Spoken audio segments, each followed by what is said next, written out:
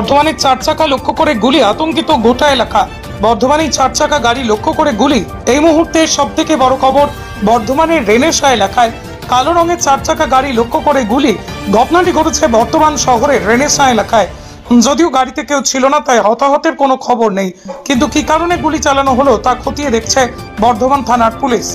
গতকাল রাত্রিবেলা এই 4 চাকা গাড়ি লক্ষ্য করে গুলি চালানো হয় বলে অভিযোগ।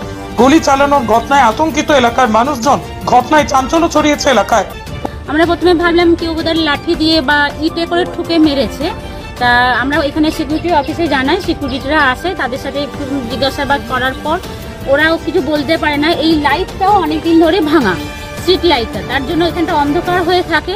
সেখানে ওরা স্ট্রিট লাইটটা ওরা বাগায়ও নি, সেটা সিকিউরিটি অফিসে বলা হলো, ওরা বললো মেনটেন্যান্সে জানাতে।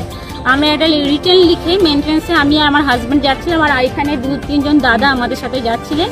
তা যেতে গিয়ে আমি পিছনের সিটে ওই ধার দিয়ে বাঁ দিকে পিছনের সিটে বসতে গিয়ে দেখি ওইখানেও একটা আঘাত, একটা ফুটো ছেদ হয়ে আছে ভেতর দিকে। দরজাটা যেই খুলেছি তখন আমি আমার হাজব্যান্ডকে বলি যে ওটা ভেতর দিকে এইখানেও লেগেছে।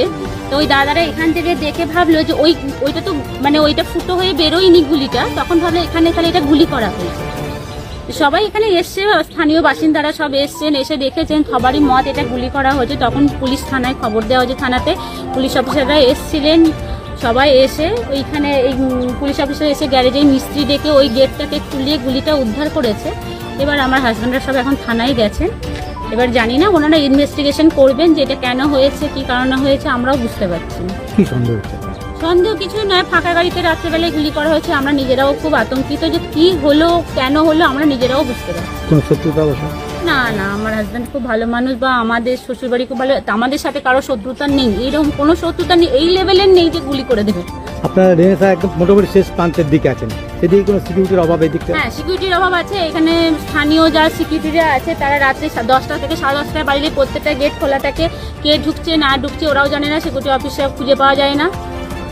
দিনের বেলায় এরা দেখে, আমাদের এখানকার লোকেদেরকে সবসময় তৈরি করা হয়, কিন্তু বাইরে থেকে নিশ্চয়ই কেউ ঢুকেছে।